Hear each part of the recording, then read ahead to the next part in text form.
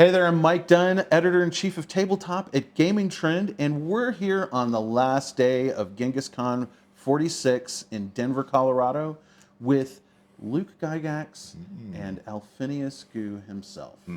As I said, it's the last day of the con, so we're all a little bleary-eyed and let's say frayed at the edges. I'm making it. Yeah, I'm surviving. But do you remember last night? Because I don't remember last night. Do you remember? No. I remember the Call of Cthulhu game. Oh, yes. That explains what's going on this morning. Yeah, absolutely. little addled. Exactly. Yeah. I lost a lot of sanity. Jeff Richards has been great. Yes. Yes, absolutely. Magnificent. Yes. Sorry, Mike. No, it's all right. It's all right. So we're going to talk in a little bit about the Tomb of Gyzaengaxx, the big collaboration you guys are doing. But before we get to that, Luke, I'd like to ask you just a couple of questions. Sure. I mean, obviously, your last name, Gygax. Your dad was Gary. What was it like growing up in that environment? Yeah, I get this question a lot, and of course, the first few times people asked me, I was like, I don't know how to answer that. Right. That was just my normal life. But obviously, I've spent some time thinking about it, and I'm raising a family myself now, and I was in the military for a long time, so I was not in the gaming industry, so I have a little bit of a better benchmark. I was really blessed because my father, when I was young, was home a lot. He was able to, he was home every night. He would bring home some of his work to play test, and so I got to talk to him. If he was working from home, I'd come home from school, go sit in his office in a big comfy overstuffed chair in his study, old classic 70s wood paneled study, and I would pick up the DMG or the Monster Manual and flip through it, and he'd be typing away on his on his typewriter, whatever he was doing. I'd ask him a question about whatever, something in there, and he wouldn't answer me for like what seemed like forever as a kid, right? Mm-hmm. Probably 5 minutes, right? Because he had his train of thought going. Yep. And then he would say, "Give me the answer," and I was like, "What?" I'd already forgot what I'd asked him, of course. But no, those were just beautiful moments and a lot of opportunities to play solo, one-on-one, that bonding time with them, play testing all sorts of really cool classic modules, or with groups of creative folks from TSR and neighborhood kids who would come in and he'd rope into play test games. So it was really cool. I was blessed. I got to meet a few interesting people later on. If you remember a thing called the Satanic Panic. Oh, yes. Yes. So they hired, TSR had to hire psychologists to kind of help, put out some positive relations on D&D. And so Dr. Dan Snow was the guy at TSR. But we hired Dr. Joyce Brothers, if you remember Dr. Joyce Brothers. Wow. So Dr. Joyce Brothers came to my house. I got to meet Dr. Joyce Brothers and chat with her and have dinner and stuff. So that was pretty neat. I got to meet guys like Bill Bixby and Meredith Baxter Burney because they were talking about doing something, a D&D show. Don Cornelius, who was the host of Soul Train. He was really cool. He hates snakes, by the way, because... yeah. Many of us do. I hate to interrupt, but it sounds like you're talking about the season guest cast of Love Boat. Right? Yeah. So Love Boat. Yeah. Soon you'll be sailing across the sea. So yeah, I mean, those were like moments that were pretty neat. But I mean, gosh, my uncles are kind of like Jim Ward or James M. Ward. He's kind of like an uncle. Tim Kask. Mike Carr I've known forever. Skip Williams was a neighborhood kid who went to high school with my older brother, and now I work with him on GaryCon. And Mike Carr comes to all these guys come to GaryCon, and I've been able to reforge relationships with them as a grown-up, as opposed to being a child and knowing them in that way. And it's just really wonderful. So these bonds that I've been able to make through gaming all my life really gives my network. That's my community. That's my people. So I really feel fully immersed in Dungeons and Dragons, and it's a real, in role-playing games in general, it's really a pleasure and an honor to be able to help carry on my father's legacy. Now, a lot of people may not know this, but a character you have played has actually been immortalized. Yes. In the books, and to this day, Melf of Melf's Acid Arrow and Minute Meteors. Yes. Yes. Now, was there a third one? We had a debate. There is not a third one, but but there very well may be some more coming in the very near future. Very so nice, yes. very nice. Obviously, that was your character you played with Yep. your dad, probably when you were playtesting all that Yeah. and in just games. Yep. When was the last time you played Melf? Interestingly enough, I just played him for a stream at 20th level in a 5th edition version of him as a blade singer. Nice. So yeah, so And you cosplayed, yes? yes, yeah. Put on the little ears and stuff. Excellent, Yeah. excellent. Yeah, excellent. so Legacy of Worlds through Lindvander Studios, they're doing a collaboration. And so I got to play with Ed Greenwood as Elminster, Keith Baker is Merrick's Decanth, I think is the full name of the character. Elisa Teague was playing a character out of Ravenloft, who's like a gypsy. And then, of course, Tommy Gofton was playing his paladin that he always plays. So it was great. It was a great bit of fun. So I did about I was there for 4 days, so I think we did eight episodes or something like that. Nice. So yeah, it was a lot of fun, and I think it's a larger series. But that's the last time I played Melf. I've played him in one-shots and in little series for Idle Champions of the Forgotten Realms, and of course, over the years, I played him, with my own home games and friends and stuff. Yeah. So he's one of my favorite characters. It was really the second character I played for any length of time. Nice. So was it Melf because it was elf? Or was Yeah, it was just a fun name. Melf the Elf. Melf the Elf. Because he started off as a henchman for somebody else. So I was like, Humble beginnings. humble beginnings, right? So I was like, oh, it's a Melf. That's a silly name. Who cares, right? And then, well, I'm stuck with it now. And now, yeah. Now it's totally cool. And the funny part is that I got, kind of got that age. I was relatively young. I was 9 or maybe 10 when I made up Melf. Big B, everyone's heard of Big B, Yes, right? yeah. So that was one of Mordenkainen's henchmen. He had Big B, Nigby, and Sigby Grigbyson. Because Rob Kuntz would co-DM with my dad, and my dad had given him Huey, Louie, and Dewey. Because you gotta remember, Rob was like 13 or 14, right? Right. And so he wanted to get him back, so he made up silly names there. So that's kind of was a little tradition. All right, well, let's shift gears and talk about the collaboration you guys have started on. Yeah. Now, Tomb of Gyzaengaxx. How did this come about? How did you guys meet? How did you guys come up with this idea? Well, we met through gaming. Yeah. So that's just run into each other, right? And then you start talking to each other and all that stuff. And then we drank a lot. Yes. And I don't remember exactly, but we were having a conversation, and I just said, I got this place that I put in East Verdestia. It's called Gyzaengaxx, and I told him, I said, I did that for your dad, and I said That was in 2022, wasn't it? 2022, Yep. yeah. And I said, would you have any interest in maybe doing something interesting with Gyzaengaxx? And then we started talking, and then he started throwing all these crazy ideas, and I started getting excited, the fanboy thing, yes, all that stuff, right? And the next thing you know, we were walking down this road of the Tomb of Gyzaengaxx. Yes. Oh, we got to do that right? Yes. Ready? The Tomb of Gyzaengaxx. Yes. I love it. Well done. Thank you. Plus our voices are like Yes, we're nice and hoarse. slower. Yes. More gravitas. That's right. It's as if we've been smoking the entire weekend. Well, we are in Colorado. That's true. Yes, it could be. Yes, we didn't see what we were smoking.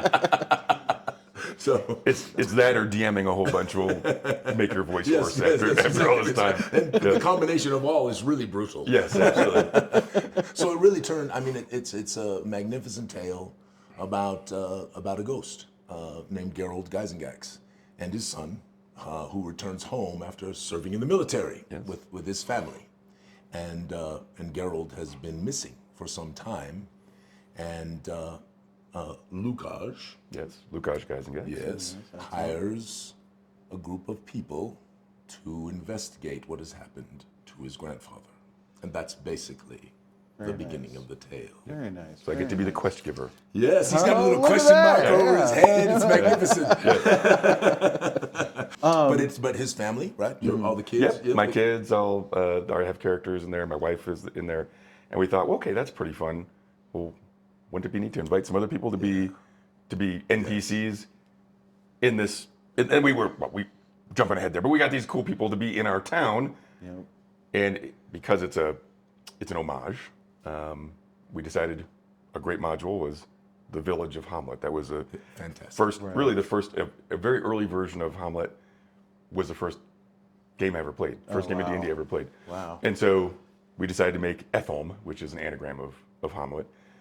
And so we put in there, which is a tradition. If you look at the Greyhawk map, there's anagrams of people's names, and it's, my dad did that with everybody he knew. And we invited people like Ed Greenwood, Margaret Weiss, Zeb Cook, various Otis, Larry Elmore, right? Yes. On and on. And so on. just Penny Skip and Williams, right? Penny and Skip, yes. I mean, it's just on and on.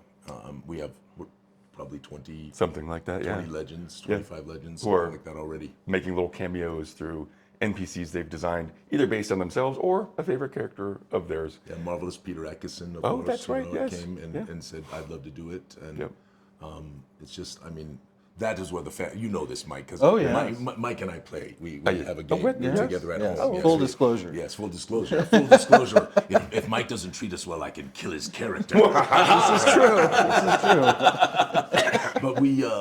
But Mike knows I've been like freaking out, about this because it's just, I mean, partly what bothers me is that I don't know how we'll ever do anything as cool. You know what I mean? That's true. That's going to be tough. This is pretty good. Yeah. Well, I mean, there's always a sequel, right? Yes, that's true. That is the true. Temple of Existential Evil.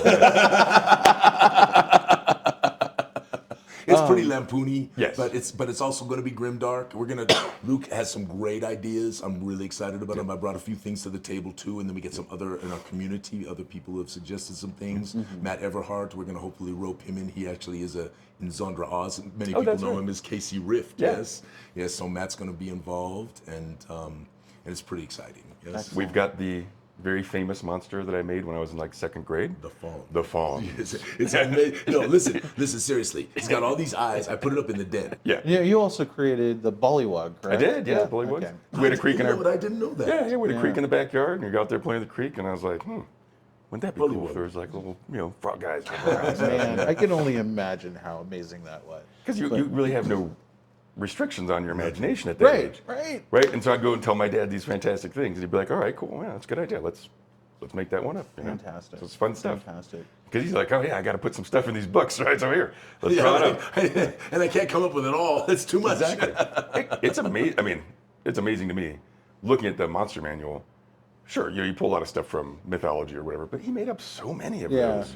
For you, that's almost like a yearbook, right? Yeah. It's got signatures. But it is cool. Those old books are so amazing, so much fun to peruse, and the illustrations that you see in there, and it's neat. They really fired up your imagination. Yes, absolutely.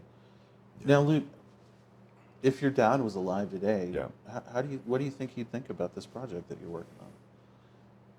It's a good question. I think he'd want to collaborate and do something. He'd want to be involved. Of course, we'd have to let him. Yes. No, Dad, you can't do this. Say, boss.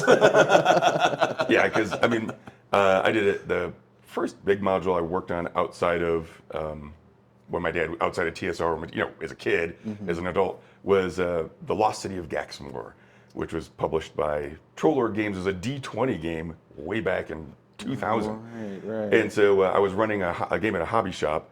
My brother didn't want to learn 3rd edition rules. He's like, I don't want to learn that crap. And so he's like, so we wrote it. He's like, all right. So we collaborated together. We wrote this big thing. He's like, well, if we're going to write it, we may as well publish it. So I was like, that's fine. So we had this giant map, and it's essentially a dungeon crawl, but outside in the outskirts of the city are the lower levels. And then you go in, and there's tougher stuff in there. But anyway, so it was great. You go from like 1st to 10th level. So it's a pretty big adventure, very sandboxy. But my dad helped playtest it and then gave us tips. Wow. So he was Tempros Granger was his name. He was basically the city got pulled into a pocket dimension long ago to be protected from a great war that ended up defeating the civilization fell.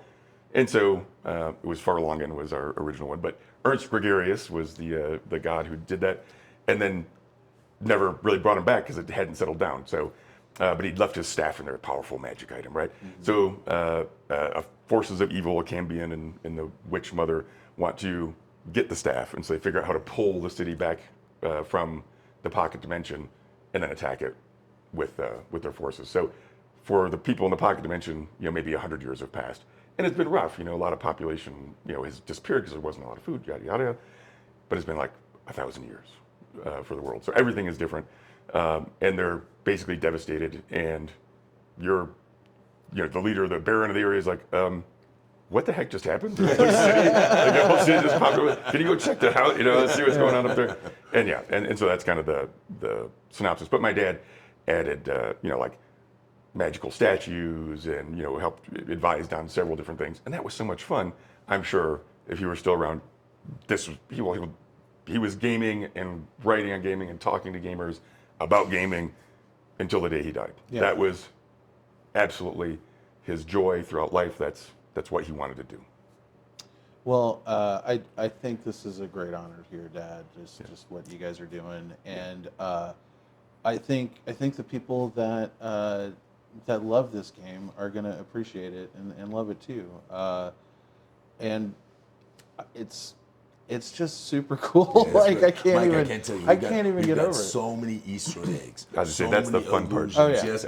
Things that people, in fact, we've discussed the possibility of having some kind of a contest where we try to find them all, right? Because people will, I know people will try, right? Oh yeah.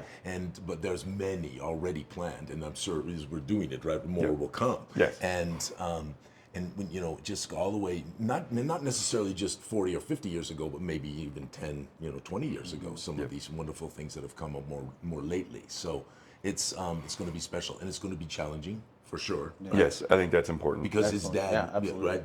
Yeah. Gary would want it to be. Absolutely. I was going to say, like, your dad was not known for taking it easy on adventurers. So. The rumor is. He would probably argue, that's not my fault. Yeah. That's the player's fault. Yeah. Right. Bad choices lead to bad outcomes. Yes. You have accountability.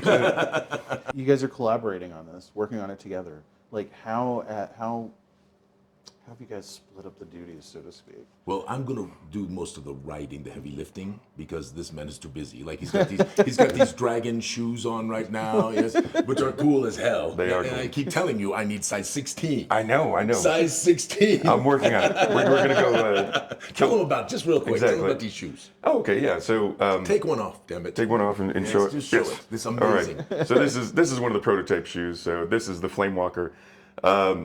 Actually, I think we call it Firewalker. There's two names: the Flamewalker, the Firewalker, and we picked the one. But I designed. I thought of this idea, and I had Tyler Hostetler, Dungeon Scribe, do these ones for me and design it. And you can order them at gaxworks.com on our shop. And we also had the art from GooeyCon this year, done by none other than Errol Otis, with a beholder on there. Also in. Yes, yes, right. Errol's in the Tomb of Gyzaengaxx. That's right. Yeah. So we've got that as a limited edition shoe that's available in 2024, and it's just, it's amazing that you can get fantasy kicks and be able to wear them. I thought that was a great idea because I love to design my own shoes. Like go on websites. I love Vans, right? So I would design my own Vans, and I was like, why can't I design a fantasy shoe and be able to make that available? So I did a little research with it, and sure enough, there's a way to do it. And so I said, let's do this. What a niche that's not filled. Well, fantastic, gentlemen. Thank you so much for sitting down with me and talking to our readers and viewers like this. You know what? Here's the deal. Let's tell them a secret. Yes. We're not going to shut down the pre-registration. Okay. So people who know can still get the $200 in extra value before we do a single stretch goal. Just sneak over to the pre-registration page. Definitely back to Kickstarter because you can't get it without doing that. Right. But we're going to keep it open. There's a lot of people that we think might miss that, and we don't want them to miss it. So we talked about it, and we're going to. But that's fantastic. But we're kind of keeping it quiet, right? That's fantastic. So yeah. Well, we want this to be special. Excellent. It's going to be fun. So go right now. Yeah, go right now. Go right now. Great stretch goals. Yes, that's right. Even though we're not flexible. That's right. We may not look limber. But we got them stretch goals. Yes, we do. All right, gentlemen. Thank you so much. Thank you. All right, you're welcome. Thank you. That was wonderful.